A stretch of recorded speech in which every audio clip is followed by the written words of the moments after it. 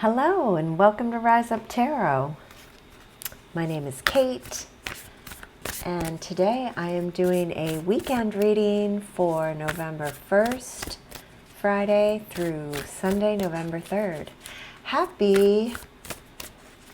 There's a lot going on. Happy first weekend in November, happy Day of the Dead, happy new moon in Scorpio. I hope you all are doing well, and I hope you've been having a great week and having a good Friday. I'm happy to share that I finally got my new mic all set up, so hopefully the sound will be improved. I know it was starting to even sound kind of crunchy through that earbud mic. So I'm hoping that this is a great improvement. And apologies for any technical difficulties. All right. Please do remember that this is a collective reading and not everything will resonate, or not everything may not resonate. And please use your intuition to help guide you and let you know which messages are for you. Let's get started. We've got it's time to release negativity. Full moon in Scorpio. Interesting. Since we have a new moon in Scorpio. All right, well, I can relate to that. I agree. It is time to let go of negativity or to release negativity. And at the bottom, we've got the end of a tough cycle approaches. Oh, that's promising. Full moon in Capricorn. Okay, I like this so far. Let's see what the Divine Nature Oracle has for us.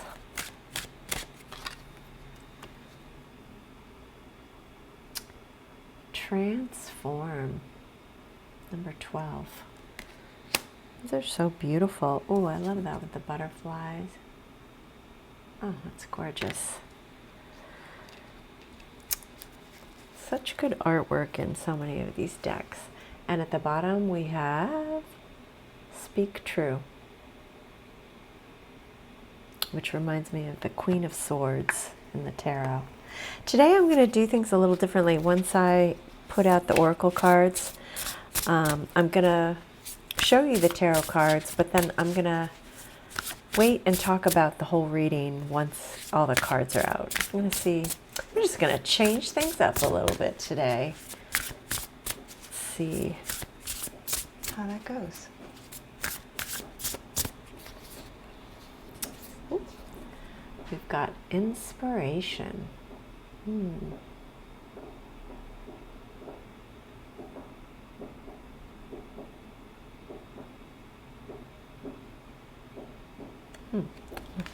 Sorry, I'm hearing something outside and I'm not quite sure what it is.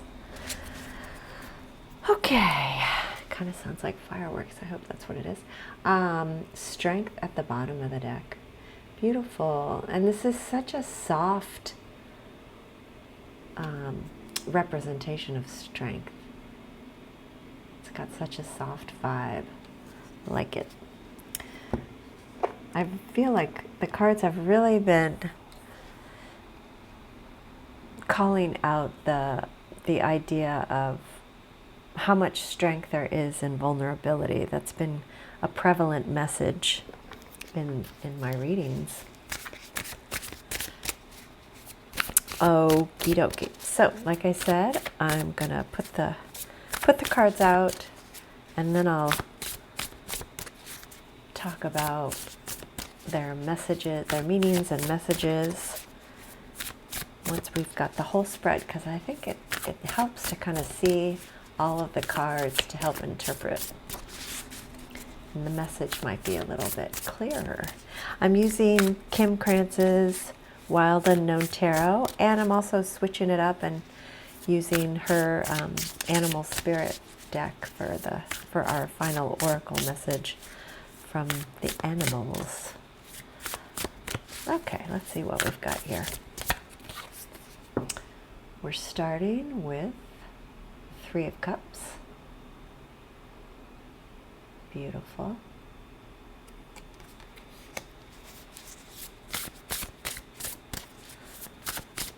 Next. These cards feel so good to shuffle. Oh, beautiful. We've got the Nine of Cups. Lovely.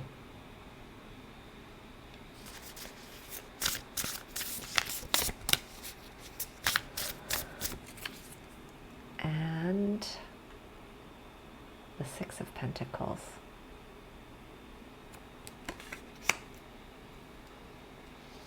All right, well, that's interesting because these cards are very predominantly black and white, so we got quite a bit of color coming through. And at the bottom of the deck, we've got the Ace of Swords, which is a card that we also got yesterday. Not in this deck, but actually in this El Goliath deck, we got the Ace of Swords. So that message is coming through again today.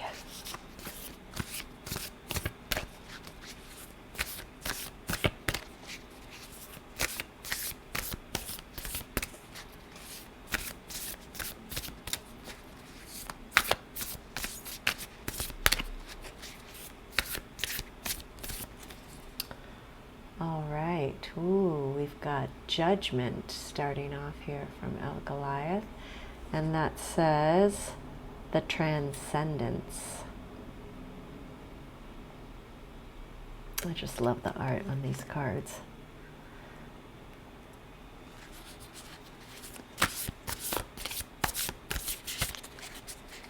Next we've got, had this one yesterday, the Nine of Wands. It's interesting, I was rewatching that video and another message came up and I was like, oh, I didn't talk about that, so I can talk about it today.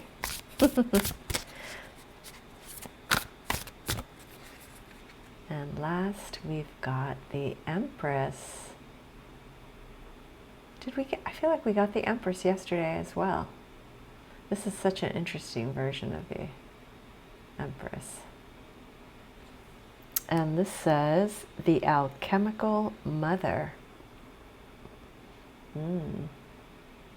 That's interesting. I always think of alchemy associated with the Temperance card, so it's interesting for him to use that for the Empress. And at the bottom of the deck, we've got another six, the Six of Wands. And this says the El Goliath Hive. Interesting. Okay. So let's take a look at what we've got here. So it's interesting that we have some repeating numbers. We've got two nines and two sixes here. And I know for sure, well, nines, as I mentioned yesterday, are the end of something, the end of a cycle. They're the next to last card in a suit, and the last card, the tens, are also ones. So once you're at the 10, you're kind of almost beyond the ending and already into the beginning. So you're really at the ending at the 9.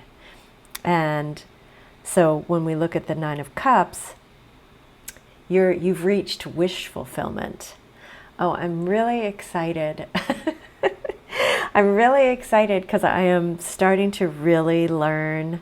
I think I told you that I'm learning astrology, and there's definitely an association between the tarot and astrology, and I'm starting to learn which, like the astrological significance of the different cards, or which planets and signs are associated with the cards. I know some of it, but more the majors than I do the minors, and I'm excited to actually bring that into my readings as well as other astrological information as I learn it. Anyway, that's just an aside. So what I was saying here is the Nine of Cups, because I was like, oh, I was trying to think in my head, what's the Nine of Cups? I know it's definitely a mutable sign. Actually, I could tell you, it is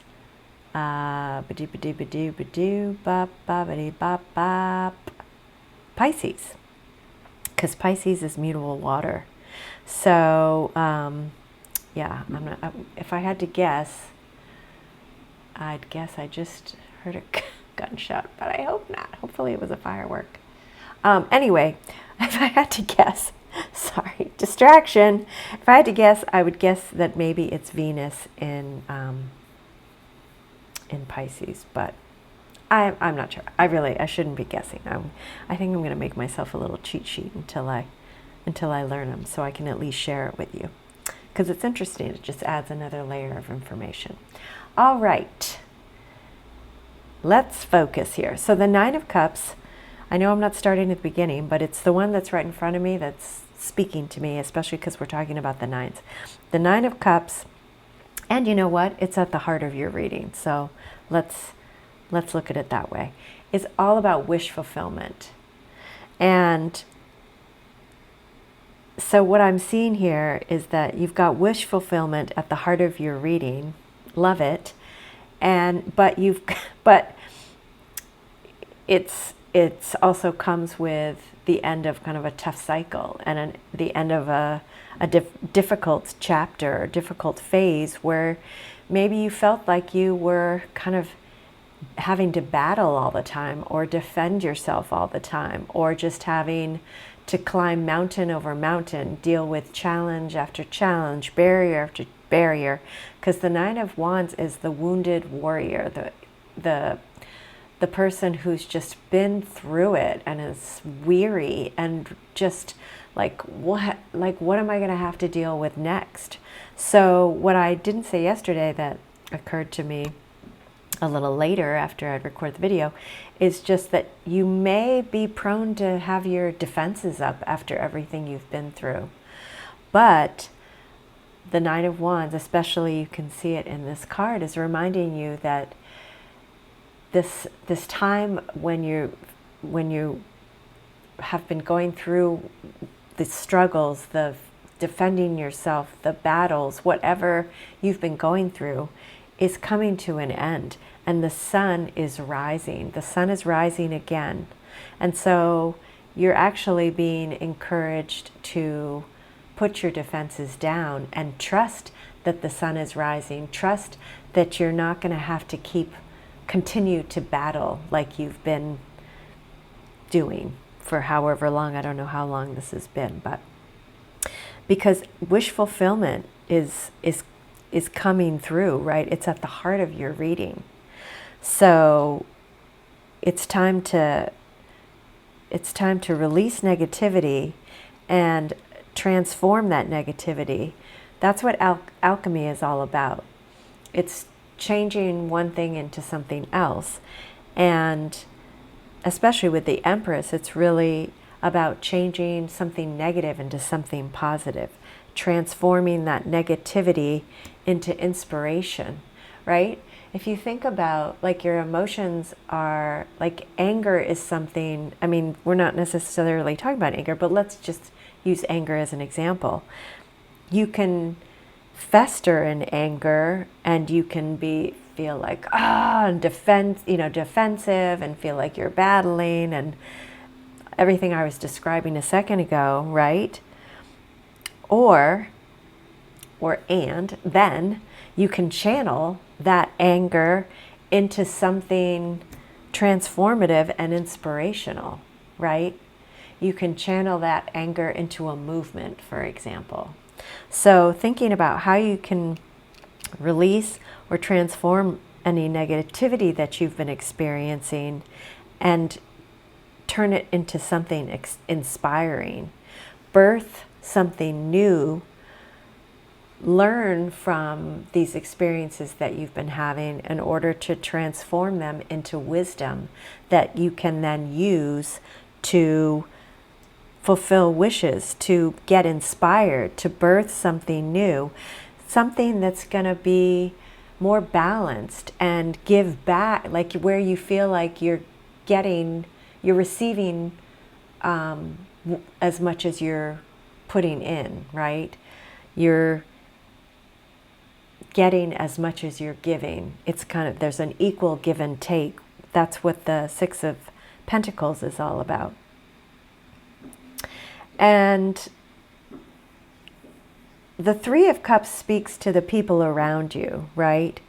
So, oh, it is fireworks. Oh, that's good. Halloween fireworks in the distance. Oh, that's pretty cool, actually. Anyway, another distraction. I'm sorry. Are you feeling distracted? Am I just reflecting with some distractions that you're experiencing in your life right now? How are we doing on time? Okay. Hurry it up, Kate. Okay. So this, when you're doing this kind of work, it requires strength, but it requires that the type of strength that is really like getting vulnerable, right? And speaking your truth as part of this whole, like everything that we've been talking of. You're being called to rise up and speak your truth. And make sure that the people around you are supporting you in these endeavors, right? And if the people around you aren't supporting you, then maybe you need to spend time with people who are going to be supporting you. Because it's, if you have people around you that are supporting you in wish fulfillment and making this kind of transformation, releasing negativity, then you can actually get into a space of celebration and inspiration. And you're being told here that the end of a tough cycle approaches, which is very much what the Nine of Wands is saying. But you're also being called to rise up to be like a better version of yourself, like to be your best self. And you've got the Ace of Swords here reminding you that if you're not clear about how to do this or kind of what direction you're supposed to move in, clarity will be coming in. And the other thing that is coming is success. That's what the Six of Wands is all about. The Six of Wands is success and recognition. So this is looking good. Let's wrap things up with a message from an animal spirit. What animal has a message for the collective for this weekend, please? Oh, we got two. And I'll look at the bottom of the deck in a second. We've got, oh, I love it, unicorn. Yeah, I feel like unicorn is so much about like wish fulfillment and following, having faith in your dreams and believing in yourself. Yeah. And transformation, inspiration. Yeah, I'm going to put this over here actually. Yeah, believing in the impossible. And then we've got eagle. An eagle is all about spirit having your back. Yeah. Spirit's with you. Spirit has your back. You've got this. You're ending a tough cycle, and you've got the strength to do so, to transform, right? And you're going to get the clarity that you need to inspire you to birth something new and to fulfill your wishes or a big wish. And at the bottom, we've got raccoon. So, I mean, when I think of raccoons, they are very industrious. They are very clever. They are, they're also, you know, they're very resourceful. Yeah. So tap into all those qualities. All right, collective, that's the message that I have for you this weekend. Have a great weekend. I hope you, I don't know if you're celebrating any of the different things that I talked about, but if you are, I hope you have a great celebration, and I hope this resonated with you. Please let me know if it did resonate. I would love to hear from you.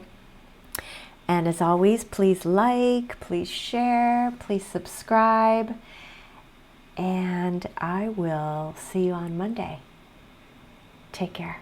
Bye.